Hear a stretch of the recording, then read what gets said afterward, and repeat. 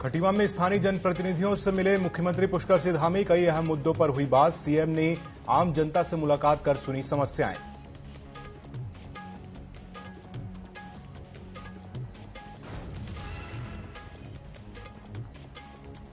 उत्तराखंड में बीजेपी नेताओं की बयानबाजी पर संगठन सख्त। बयानबाजी करने वाले नेताओं को प्रदेश मुख्यालय में किया गया तलब। टिहरी और रानीखेत में नेताओं के बीच हुई थी आपसी बयानबाजी।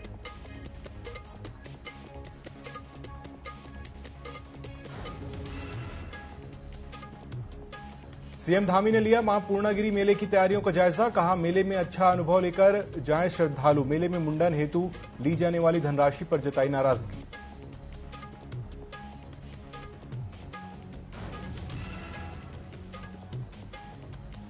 उत्तराखंड में 10 मई से शुरू होगी 4 धाम यात्रा। श्रद्धालुओं की सुरक्षा, स्वास्थ्य और अन्य व्यवस्थाओं को लेकर सरकार की तैयारियां पूरी। सीएम धामी ने बैठक में अधिकारियों को दिए अहम निर्देश।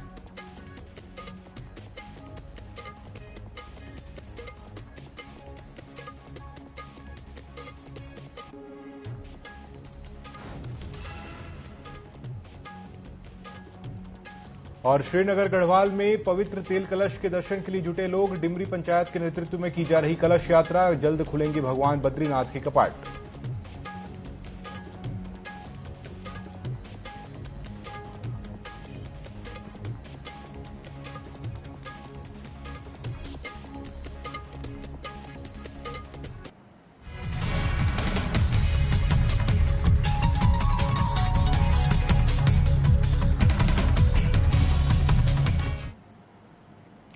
नमस्कार, उत्तराखंड विशेष न्यूज अपडेट में आपका स्वागत है। मैं हूं अंकुर शुक्ल और चलिए अब देखते हैं खबरें विस्तार से। मुख्यमंत्री पुष्कर सिंह धामी ने रविवार की सुबह अपने निर्धारित कार्यक्रम पर निकलने से पूर्व लोहिया हेड गेस्ट हाउस परिसर में स्थानीय जनप्रतिनिधियों और आम जनता से मुलाकात की और उनकी समस्याओं को सुना। इस दौरान स्थानीय जनप्रतिनिधियों और जनता ने मुख्यमंत्री का विभिन्न तरीकों और उपहारों के माध्यम से स्वागत सत्कार किया।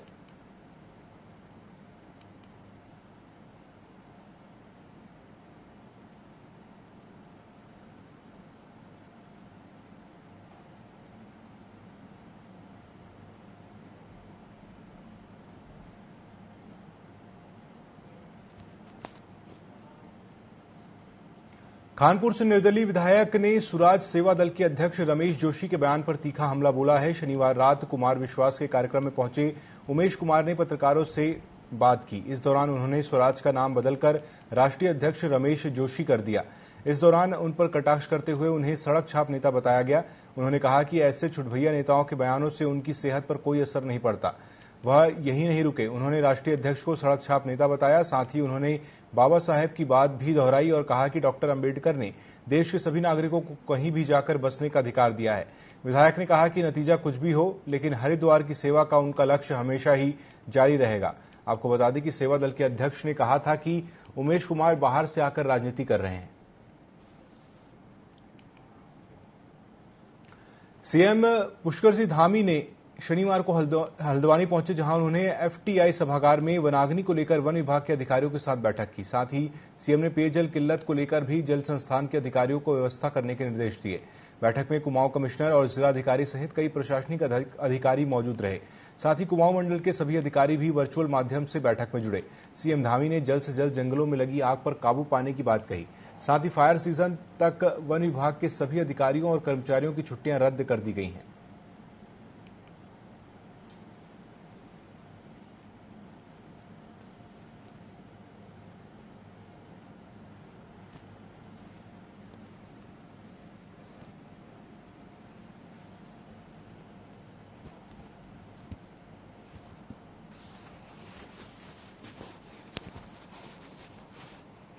जिला अधिकारियों को, जिले के अन्य विभागों के अधिकारियों को, सबको समन्वय के साथ काम करने के लिए और जो फायर स्टेशन है उनको एक्टिव करने के लिए कहा है।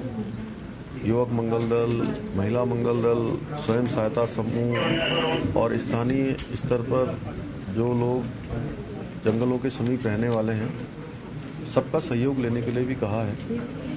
और छुट्टियां सबकी इस समय वन विभाग की कैंसिल कर दी गई हैं। सभी को कह दिया है कि छुट्टियां हर हाल में कैंसिल, सिवाय मेडिकल के अलावा कोई जो है छुट्टी पर नहीं जाएगा जब तक ये फायर का काम चल रहा है, क्योंकि ये हमारे लिए बहुत महत्वपूर्ण समय है, जहां अभी राज्य में 4 धाम यात्रा भी शुरू हो रही है, पर्यटकों का ये सीजन भी शुरू हो गया है। तो ऐसे समय में आग ज़्यादा लगने से प्रदूषण भी फैलता है और जो हमारे राज्य का पर्यावरण है वह भी खराब होता है।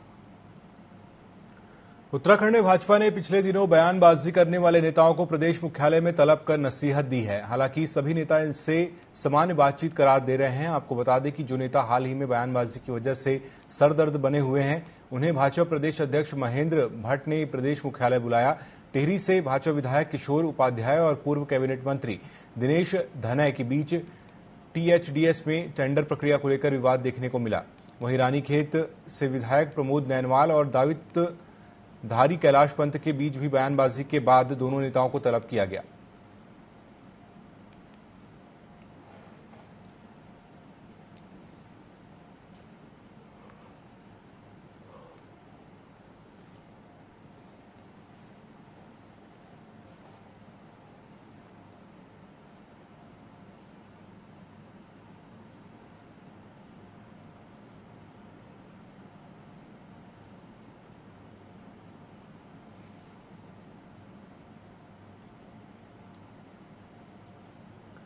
हरिद्वार में गुरु रविदास विश्व महापीठ के राष्ट्रीय अध्यक्ष सुरेश राठौर ने भारत जोड़ो सनातन जोड़ो अभियान की शुरुआत की है।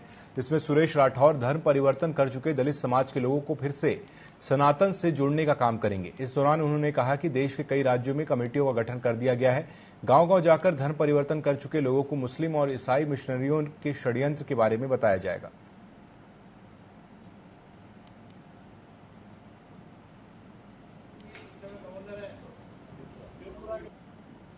देश को मजबूती की दृष्टि से रविदास समाज को जोड़ने का काम हमने आज से बीड़ा उठाया। गांव-गांव के अंदर रविदास समाज की इकाइयों का गठन करके उनको आगे बढ़ाने का काम करेंगे। सनातन मजबूत होगा तो देश मजबूत होगा। सबका साथ, सबका विकास और सबका विश्वास। ये कब होगा? ऐसा चाहूं राज में मिले सबन कुवन, छोड़ बड़े और सम बचे रविदास रहे प्रसन्न। ये वाणी तो तभी पूरी होगी जब इनकी योजनाओं को लागू किया जाएगा। यूं तो देश भर में सैकड़ों की तादाद में ब्रिटिशकालीन हेरिटेज भवन हैं, लेकिन इनमें से गिने चुने भवन ही ऐसे हैं जिनका जन्मदिन मनाया जाता है।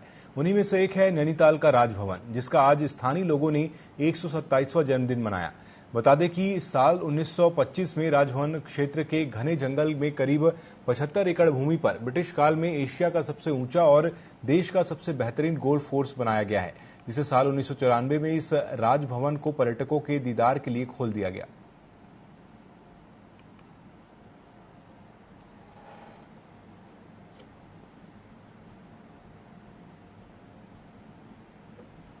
राजभवन का स्थापना दिवस है, 127वां स्थापना दिवस है, जिसको स्वर्गीय दीपक बिष्ट मेरे हस्बैंड मनाया करते थे। अब उनकी मृत्यु के बाद मैं शालिनी बिष्ट इस कार्यक्रम को हमेशा जैसे वो किया करते थे वैसी इस परंपरा को मैं आगे बढ़ाया करूंगी। मुख्यमंत्री पुष्कर सिंह धामी ने एनएचपीसी बनबसा में उत्तर भारत के सुप्रसिद्ध मां पूर्णागिरी मेले की तैयारियों के संबंध में समीक्षा बैठक ली। मुख्यमंत्री ने मां पूर्णागिरी मेले के संबंध में विभिन्न विभागों द्वारा किए जा रहे कार्यों की समीक्षा करते हुए कहा कि पूर्णागिरी मेले में आने वाले श्रद्धालुओं की यात्रा सुगम सुरक्षित हो। श्रद्धालुओं को यात्रा एवं पैदल मार्गों पर किसी तरह की कोई दिक्कत न हो, इसका विशेष रूप से ध्यान रखा जाए। उन्होंने कहा कि सभी की सहभागिता से पूर्णागिरी मेले को नया स्वरूप देना है। हमारा संकल्प है कि पूर्णागिरी मेले से श्रद्धालु अच्छा अनुभव लेकर जाएं।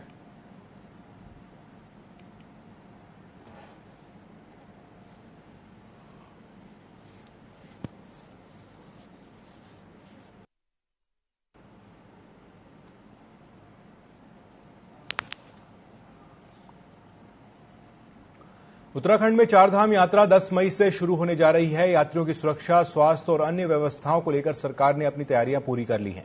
बद्रीनाथ केदारनाथ मंदिर समिति के अध्यक्ष अजेंद्र अजय ने बताया कि यात्रा की व्यवस्थाओं को लेकर मुख्यमंत्री पुष्कर सिंह धामी अधिकारियों के साथ लगातार बैठक कर रहे हैं। अधिकारियों को जरूरी निर्देश हैं वह अधिकारियों को दिए जा चुके हैं। यात्रा सुखद और शांतिपूर्ण तरीके से संपन्न हो सके, इसके निर्देश भी दिए गए हैं।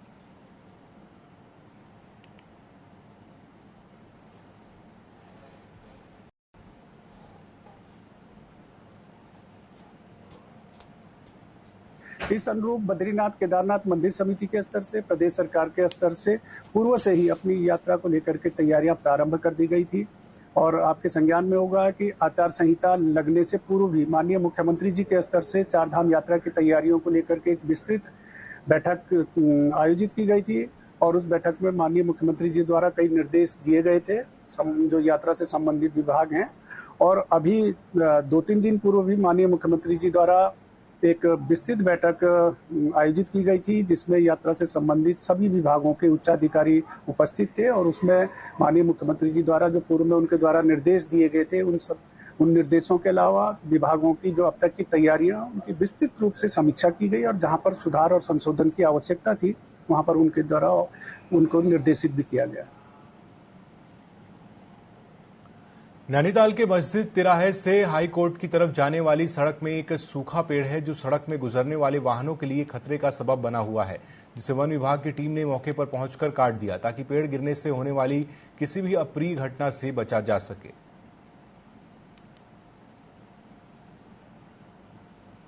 मुझे इन्फॉर्म किया कि मस्जिद तिराहे के पास में जो नवनिर्मित निर्माण ये पार्किंग स्थल है, उसके पास में एक पेड़ गिरने की हालत में है। उसके बाद मेरे द्वारा मौके पर आकर पेड़ का निरीक्षण किया गया। एक अंगू का पेड़ जो कि जड़ से भी दरार आ चुकी थी, जिसमें सूखा हुआ पेड़ गिरने की हालत में है। उसके द्वारा मेरे द्वारा रेंजर साहब को इन्फॉर्म किया गया कि पेड़ गिरने की हालत में है करके। उसके बाद रेंजर साहब द्वारा ये टीम भेजकर इसको काटने की कार्रवाई की जा रही है। हमारे द्वारा ये क्षेत्र की लाइट भी बंद की गई है और ट्रैफिक भी रोक के हम किसी को नुकसान न हो।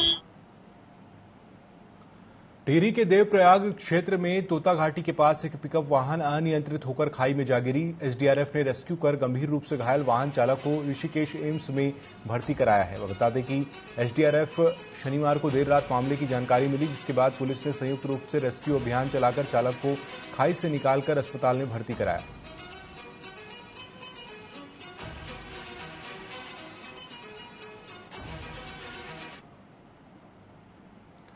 उत्तराखंड में नैनीताल के जंगल धधक रहे हैं। बेकाबू आग लगातार बढ़ती ही जा रही है। पिछले 24 घंटे में जंगलों में आग लगने की 23 घटनाएं सामने आई हैं, जिससे राज्य में 34 हेक्टेयर से अधिक वन भूमि नष्ट हो गई है। अब पहाड़ी जिलों में आबादी वाले इलाकों तक आग पहुंचने से लोग दहशत में हैं। वन विभाग की कई टीमें, फायर ब्रिगेड और पुलिस के सभी प्रयास आग बुझाने में कामयाब नहीं हो पाए हैं। अब आईएएफ इंडियन एयरफोर्स भी आग बुझाने में जुट गई है। भारतीय वायुसेना के MI-17 हेलीकॉप्टर की मदद ली जा रही है। हेलीकॉप्टर ने भीमताल झील से पानी भरकर जंगल में लगी आग को काबू करने की कोशिश की है। माना जा रहा है कि अभी तक आग से कई हेक्टेयर जंगल जलकर खाक हो चुके हैं।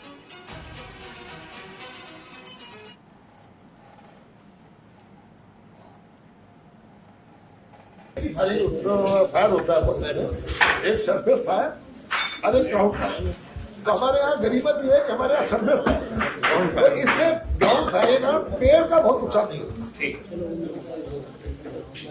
पेड़ों का बहुत नुकसान नहीं होता। जहाँ ग्राउंड फायरिंग है वहाँ पेड़ जैसे जो अमेरिका वगैरह में होती है अक्सर ग्राउंड फायर होता है, बहुत ज्यादा नुकसान होता है। बुझाना भी मुश्किल, अभी तो वहाँ महीने चल जाती है। इतने एडवांस कंट्रीज है वो नहीं रोक पाते। अमेजन में जो हुआ था वो अमेजन में हुआ था, पुर्तगाल में हुआ था, ऑस्ट्रेलिया में हुआ था। भयानक फायर, इतनी बड़ी टेक्नोलॉजी लगा के भी वो लोग नहीं संभाल पाए।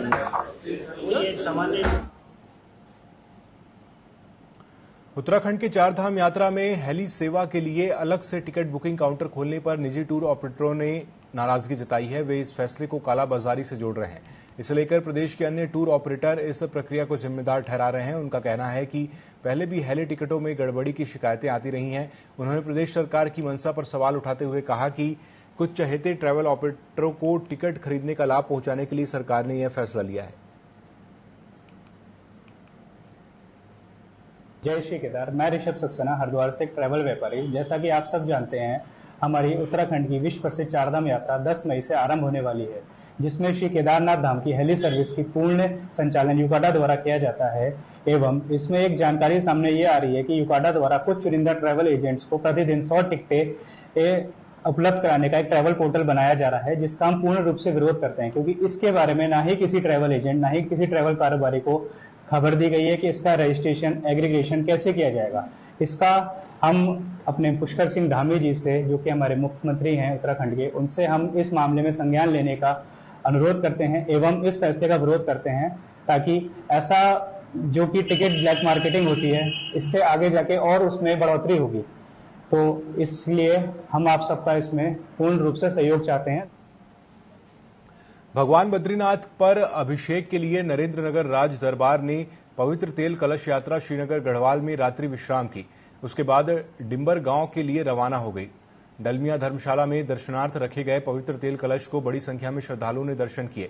डिमरी पंचायत के नेतृत्व में की जा रही तेल कलश यात्रा कुछ समय के लिए डिम्बर गांव के लक्ष्मी नारायण और खांडू देवता के मंदिर में प्रतिष्ठापित की जाएगी, जिसके बाद भगवान बद्रीनाथ के कपाट खुलने से पहले ये बद्रीनाथ पहुंचेगी और भगवान बद्रीनाथ के कपाट खुलने के साथ ही पवित्र तेल से भगवान बद्री विशाल का अभिषेक पूरे 6 माह तक किया जाएगा। तो 25 अप्रैल को इस गाड़ू घड़ा में टीरी नरेश के राज दरबार में तिलों का तेल परिपूरित होकर के भरा गया है।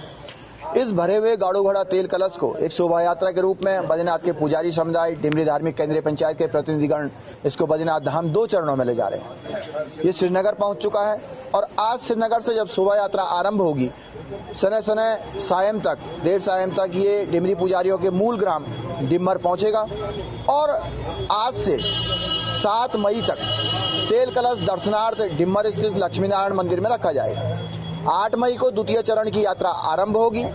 8 मई को चल करके उमट्टा, पाखी, पीपलकोटी, चमोली और विभिन्न स्थानों से रविग्राम, जोशीमठ नरसिंह मंदिर होते हुए और पांडुकेश्वर होते हुए 11 मई को ये बद्रीनाथ धाम गाड़ू घड़ा आदि जगत गुरु शंकराचार्य की गद्दी, भगवान बद्री विशाल का उत्सव विग्रह उद्धव जी, कुबेर जी की डोली और ये पूरा परिवार भगवान बद्री पंचायतन के रूप में वहां पहुंचेगा 11 मई को। 12 मई को प्रातः शुभ मुहूर्त 6 बजे जैसे ही भगवान बद्री विशाल के कपाट आम श्रद्धालुओं के दर्शनार्थ खुलेंगे, वैसे ही ये तेल कलश गाड़ू घड़ा भगवान बद्री विशाल के गर्भगृह में स्थापित हो जाएगा। श्रीनगर गढ़वाल में 10 मई से शुरू होने वाली चारधाम यात्रा को लेकर पुलिस प्रशासन सख्त हो गया है। जहां मॉडिफाइड साइलेंसर लगाकर ध्वनि प्रदूषण फैलाने वाले वाहनों पर पुलिस इस बार अपनी पैनी नजर रखेगी। वहीं यात्रा को लेकर एसएसपी ने कहा कि श्रीनगर, पौड़ी, कोटद्वार समेत लक्ष्मण झूला और आसपास के क्षेत्र में पुलिस टीम की यात्रा ड्यूटी पर तैनात रहेगी, ताकि शांति व्यवस्था चारधाम यात्रा रूट पर बनी रहे।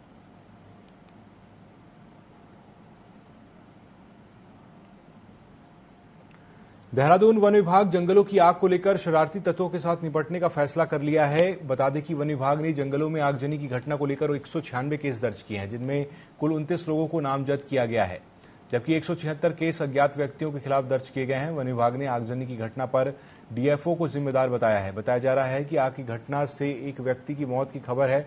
फिलहाल अभी विभाग इसकी पुष्टि नहीं कर रहा है।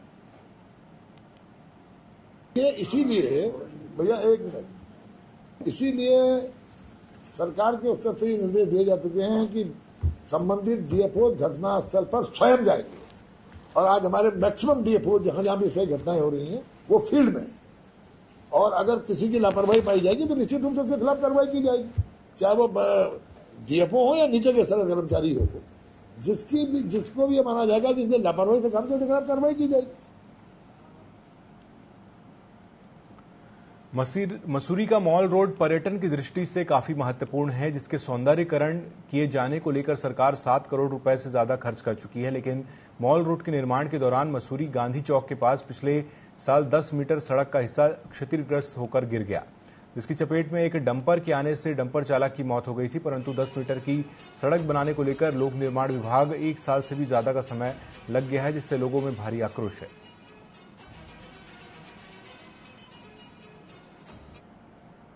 सरकारी अधिकारियों द्वारा इंस्पेक्शन और कई तरह के वहाँ पर देख-रेख करी गई, लेकिन कोई काम आगे नहीं बढ़ पाया और मैं इसमें सख्त पीडब्ल्यूडी की पूरी लापरवाही मानता हूँ, जिसके अंदर वो बिल्कुल लापरवाह होकर बैठे हुए हैं। जनता को क्या परेशानी हो रही है, इससे उन्हें कोई लेन देन नहीं है। आज ही जैसे हमें मॉल रोड पे भी जो हमारा काम चल रहा है, जहाँ पीडब्ल्यूडी की जो रोड डैमेज्ड है, जहाँ पे एक ट्रक पहले गिरा था, तो उस पे वो लगातार काम कर रहे हैं। बट चूंकि वहाँ पे पानी की लाइन जा रही है, तो उसका ज्वाइंट इंस्पेक्शन उनको ऑर्डर किया गया है कि दोनों विभाग ज्वाइंट इंस्पेक्शन करके अपनी पानी की लाइन को टेम्परेली शिफ्ट करके काम को पूरा करें जल्दी से जल्दी। इसके लिए भी दिशा निर्देश जारी किए गए हैं। देहरादून एसओजी और एसटीएफ की संयुक्त टीम ने नकल माफियाओं के गिरोह का भंडाफोड़ किया है, जिसमें गिरोह के 2 सदस्यों को पुलिस ने गिरफ्तार कर लिया है, जिनके कब्जे से एडमिट कार्ड, मोबाइल और एक लैपटॉप बरामद किया गया है। बताया जा रहा है कि आरोपी पूरे परीक्षा केंद्र का सर्वर हैक कर प्रश्नों का ऑनलाइन हल कर देते थे। फिलहाल पुलिस ने आरोपियों के खिलाफ मामला दर्ज कर लिया है।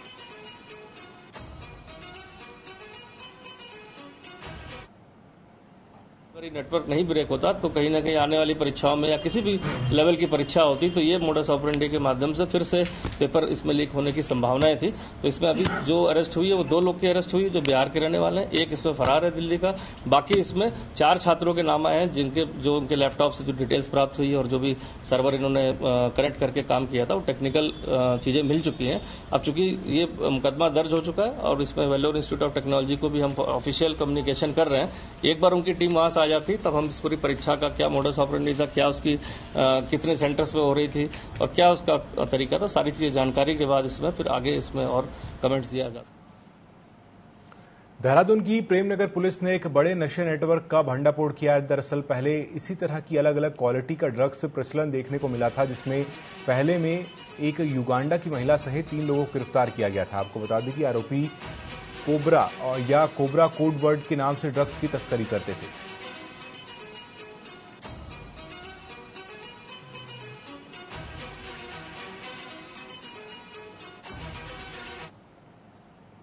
पूर्व में एक बार भी मंगाया था, उन सबके नाम और इनसे जानकारी हमें प्राप्त हुई है पूछताछ में, जिस पर हम आगे की कार्रवाई करेंगे। तो अभी तक के हाल फिलहाल देखा जाए नई तरह की ड्रग जो पहले हमने कोकीन और अन्य ड्रग पकड़ी थी, उसके बाद ये एलएसडी की बरामदगी इस लेवल पर देहरादून से हुई है। मेरे ख्याल से अभी एलएसडी की बरामदगी पूरे उत्तराखंड में इस तरह की इतनी बड़ी क्वांटिटी में नहीं हुई है। तो ये भी एक बड़ा सोचनीय और हमारे लिए बड़ा सेंसिटिव मुद्दा है। इस तरह की ड्रग्स का प्रचलन शुरू हुआ है तो अभी एक नेटवर्क का छोटा पार्ट पकड़ा गया है जो यहाँ पर सक्रिय था और अपने गैंग और अपने अन्य जगहों पर सप्लाई चेन स्थापित कर रहा था। किस तरह से ये डार्क वेब के माध्यम से, कुरियर के माध्यम से इस नेटवर्क को स्टैब्लिश किया, इसमें कुछ हमें इनपुट्स मिले और उस पर हम आगे हमारी टीम काम कर रही है। उत्तराखंड के साथ अल्मोड़ा के जंगल भी आग से धधक रहे हैं, जहां सल्ट विकासखंड के देवालय में जंगलों की आग की लपटें हॉस्पिटल तक पहुंच गई हैं, जिसमें सामुदायिक स्वास्थ्य केंद्र देवायल और से सटे जंगल की आग से ऑक्सीजन प्लांट और रिकॉर्ड रूम को अपनी चपेट में ले लिया है, जिससे रूम में रखे सभी कीमती दस्तावेज जलकर खाक हो गए। वहीं अस्पताल में मौजूद कर्मचारियों ने पानी की टंकियों से पाइप लगाकर आग पर काबू पा लिया।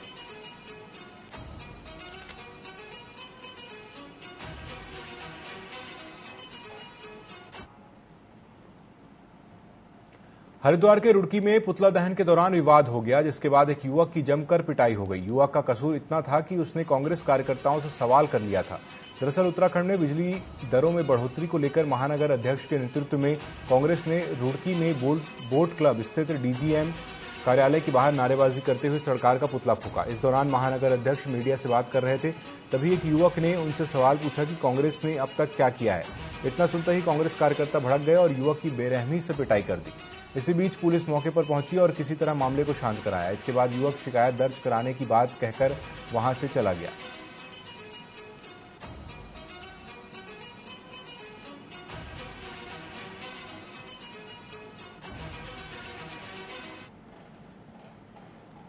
मैं अपनी बाइक ठीक करा रहा था यहाँ पे, तो यहाँ पे कांग्रेस कार्यकर्ता अपना पुतला फूंक रहे थे और नारेबाजी कर रहे थे। तो मैंने उनसे 2-4 सवाल पूछ लिए कि कांग्रेस सरकार ने क्या किया। तो उस बात को लेके इन्होंने मेरे ऊपर 4-5 आदमी आए, उन्होंने थप्पड़ मारे और जिसमें कि उन्हें बताया कि भाई मैं सरकारी आदमी हूँ। तो उसके बाद भी उन्होंने थप्पड़ मारे। लेडीज आई, वो भी चिल्ला के पड़ी। 4-5 लड़के थे, उन्होंने थप्पड़ मारे। उसमें से ये है कांग्रेस सरकार की असलियत। तो उत्तराखंड जो है जल विद्युत राज्य है, यहाँ पे सबसे ज्यादा जो है बिजली उत्पादन होता है जल विद्युत योजनाओं के माध्यम से। और यहाँ जो है रेट बढ़ा दिए इन्होंने। 18 महीने में 4थी बार वृद्धि करी, जो कि नियम विरुद्ध है। नियम अनुसार 1 साल में 1 बार सुनवाई होती है और 1 बार रेट बढ़ाए जाते हैं। इन्होंने 4 बार रेट बढ़ा दिए। ये कोई तुक नहीं है, ये तो घरेलू उपभोक्ताओं के। तो इस बुलेटिन में अभी के लिए इतना ही। खबरों में अपडेट रहने के लिए आप जुड़े रहिए TV24 के साथ। नमस्कार।